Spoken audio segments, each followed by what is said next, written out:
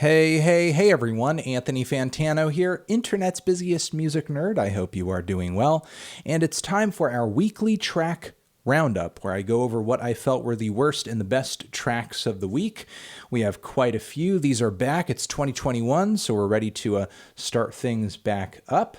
Let's get into that after a few quick shout-outs. First, our Turntable Lab link. It's down below. We get kickback from it when you buy vinyl or anything else off their site. Just make sure you use that link, again, down below. Also, our Patreon page is linked down below. Support what we do and get some awesome bonus monthly content in the process. You can rewatch old New Music Friday streams that we've done over on our Twitch page. Also get access to our Discord page. Check it out. See if it's for you. All right, worst tracks of the week. We have quite a few. It's been an interesting week for new tracks. There were a lot of great ones, a lot of not so great ones. So let's get started with this new one from Zayn, Vibes.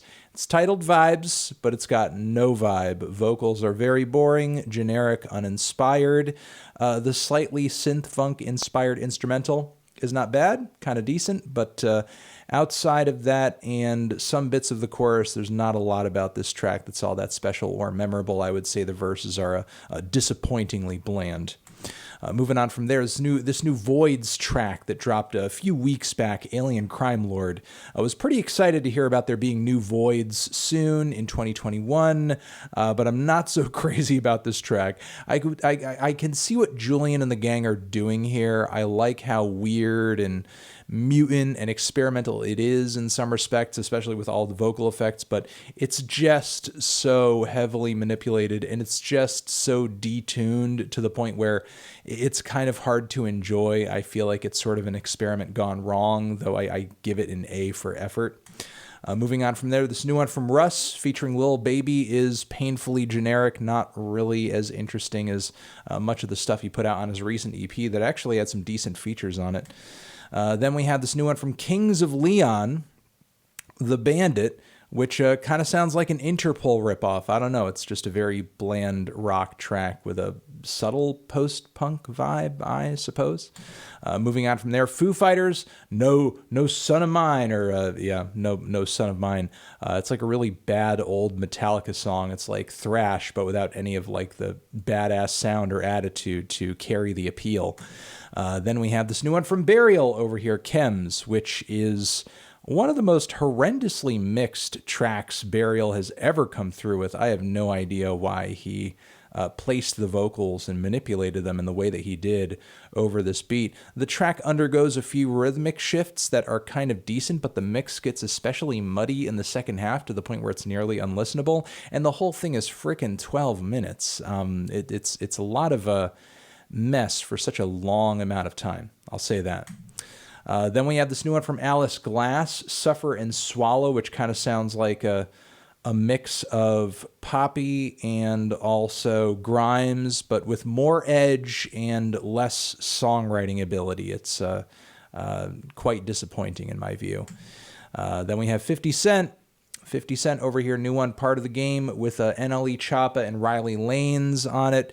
Best thing about this track is Choppa. His verse is pretty electrifying, I'll say, but that's because most of the song is really underwhelming and quite boring, especially 50 Cent, who is sounding more awkward than he has in years on the opening verse and hook. Let's move on to the tracks that I thought were kind of meh. Still worth shouting out, but I wasn't too crazy about them. One, this new one from Kelsey Lu Yves Tumor, which also features on the track. This is a big one. Kelly Moran and Moses Boyd. It's a vibe. It's very pretty. It's elegant, but I don't think the song is super strong. But while it's on, I at least find it mystifying. I'll say that. Hit 'Em Up, new one from YG with a few features on it. It's murderous. It's nasty.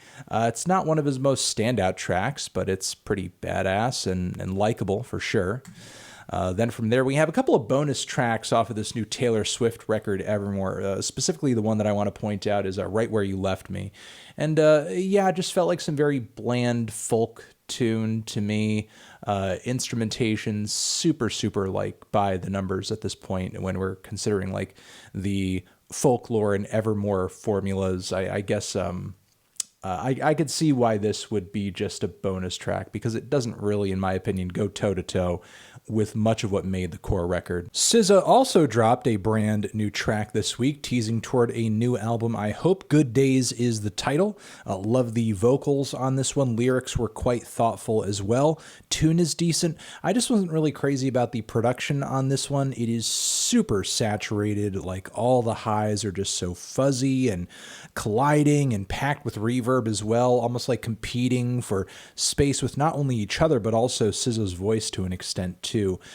Bass and drums were a little muddy and buried as well. I think it could have been produced and balanced a lot better, but again, I think the track shows potential for a new quality album on the way. New one from Shame, Nigel Hitter. It's a decent post-punk track, I guess. To me, it sort of sounded like a, I don't know, like a bit of a Gang of Four ripoff, I suppose. I mean, some of the riffs are good and some of the gang vocals are quite exciting, but outside of that, I found a little underwhelming.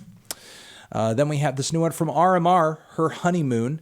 Still waiting for this guy to really like hit the balance between trap balladry and country and just pop balladry on this one. While I thought the vocal performance was quite good, it's really the super generic instrumental that left me hanging out to dry on this one. New one from Now, Antidote. It's quite summery, dancey, uplifting, upbeat. Not one of the most standout songs I've heard from this, new cycle of teasers, hopefully getting to a new album soon, but it's certainly colorful and worth a listen. And let's move on to the best tracks of the week, the ones that really stopped me in my tracks or left a pretty positive impression. Remember, all these tracks are linked down below, so you can check them out for yourselves if any of them grab your interest. New one from Zack Fox, actually new ones from Zack Fox, but this one that I want to point out, actually both of them, we'll link the tracks down below, but both feature decent production and absolutely like hilarious gut-busting, mind-crushing bars. Zack is just in top form on these two tracks when it comes to the lyrical front, when it comes to the wit, when it comes to the sense of humor. He's just on another level here.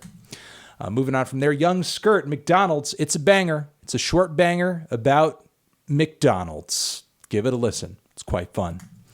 Moving on from there, slowthai has a new one out, MAZZA, featuring Aesop Rocky. It's almost got an old Playboi Carti vibe to it, I'll say, on the instrumental end, and with some of the vocal refrains on the track too. Rocky verse is solid as hell. I like the instrumental. I like the vibe. It is maybe the biggest banger of the recent set of tracks that he has dropped. So it's nice to see some variety amongst the new ones. Saweetie featuring Doja Cat, Best Friend. It's a best friend banger. It's a banger about being best friends. It's fun. It's witty. It's cool. It's endearing. Give it a listen. It's quite good. Charismatic as well. A futuristic, insane Brazilian banger from Pablo Vittar. And also Anitta and Luísa Sonza, MODO Turbo. Yeah, believe me, it's like insane. It's a total banger with, I suppose, a slight hyper-pop twist and a Brazilian flair to it. Give it a listen. Give it a listen. It's nuts. All right, a new one from Madlib as well. He is putting out a super creative couple of instrumentals on this one over here. The track I'd like to point you guys to is a Hopprock. It's quite nuts. Madlib is sounding more creative than ever, I would say, on this very abstractly produced couple of tracks. Give them a listen, but again, specifically Hopprock. Moving from there, we have a Doom tribute, an MF Doom tribute from Lice, which is a duo consisting of Aesop Rock and Homeboy Sandman. Very moving, thoughtful lyrics. They do the whole thing over a Doom instrumental, of course. And it's quite good. It's quite beautiful. And again, just a great tribute to the metal-faced god himself. We have 100 gecs doing a remix, a reanimation, if you will, of the classic Linkin Park song One Step Closer, and it is amazing. It is amazing front to back. Do not miss this one. If you listen to any track this week, be it this one, please, for the love of God. And Darkside, Nicholas Jar's other project that he's involved in, has a new track out, which is quite good, quite groovy. Liberty Bell, give it a listen. Vocals, guitar, the beats, the linear progression. It's all top notch. It's all quite nice. Excited for a new record for sure. Then we have Bad Bad Not Good and MF Doom teaming up for this Grand Theft Auto Online jam, the Chocolate Conquistadors. It is a groovy, multi-phased, jazzy, and also hip house inspired odyssey with some awesome vocal and flow transitions from Doom himself and amazing instrumental performances from the Bad Bad Not Good boys. Loving this one. Absolutely loving this one. It's killer. It's amazing. Do not miss this track. And that has been the weekly track roundup, everyone. Again, all these tracks I talked about linked down below, so if you are curious, give them a try down there. And yeah, glad to be back in the weekly track saddle. Hope you guys had some decent holidays and are ready for a year of new music. Anthony Fantano, weekly track roundup, forever.